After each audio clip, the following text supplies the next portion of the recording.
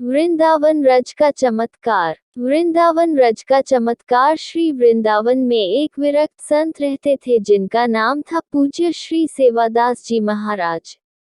श्री सेवादास जी महाराज ने अपने जीवन में किसी भी वस्तु का संग्रह नहीं किया।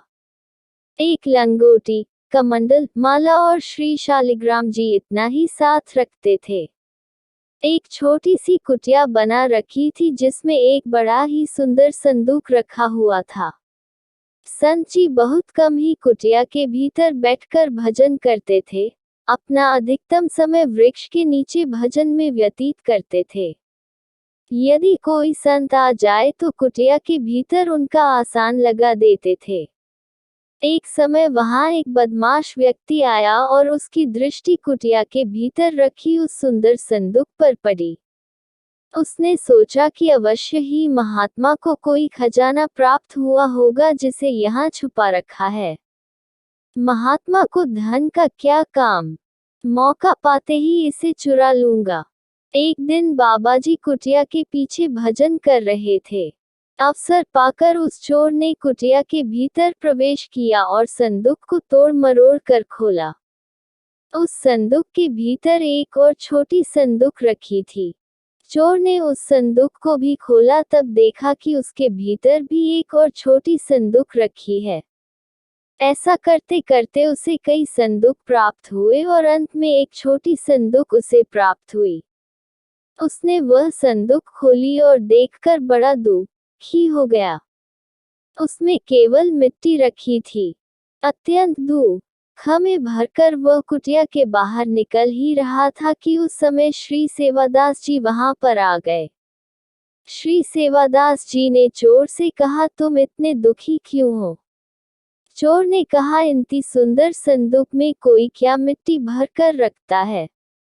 बड़े अजीब महात्मा हो। श्री सेवादास जी बोले, अत्यंत श्रेष्ठ मूल्यवान वस्तु को संदूक में ही रखना तो उचित है। चोर बोला, ये मिट्टी कौन सी मूल्यवान वस्तु है? बाबा बोले, ये कोई साधारण मिट्टी नहीं है, ये तो पवित्र श्री वृंदावन रज है। यहाँ की रज के प्रताप से अनेक संतों ने भगवान श्री कृष्ण को प्राप्त किया है। ये रज प्राप्त करने के लिए देवता भी ललचाते हैं।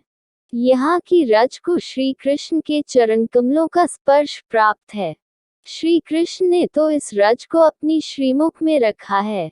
चोर को बाबा की बात कुछ अधिक समझ नहीं आई और वह कुटिया से बाहर जाने लगा। बाबा ने कहा, सुनो, इतना कष्ट करके खाली हाथ जा रहे हो, मेहनत का फल भी तो तुम्हें मिलना चाहिए। चोर ने कहा, क्यों हंसी मजाक करते हैं, आपके पास देने के लिए है भी क्या?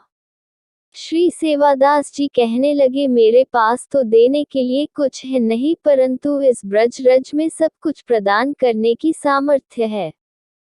चोर बोला, मिट्टी किसी को भला क्या दे सकती है? विश्वास हो तो ये रज स्वयं प्रभु से मिला सकती है। चोरी करना तो तुम्हारा काम धंधा है और महात्मा के यहाँ से खाली हाथ जाएगा तो ये भी ठीक नहीं। जाते जाते ये प्रसाद लेकर जा। इतना कहकर श्री सेवादास जी ने थोड़ी से ब्रज रज लेकर उसे चोर के माथे पर लगा दिया। माथे पर रज का स्पर्श होते ही वह चोर भाव में भरकर भगवान के पवित्र नामों का उच्चारण करने लगा, श्री राधा कृष्ण केशव गोविंद गोविंद।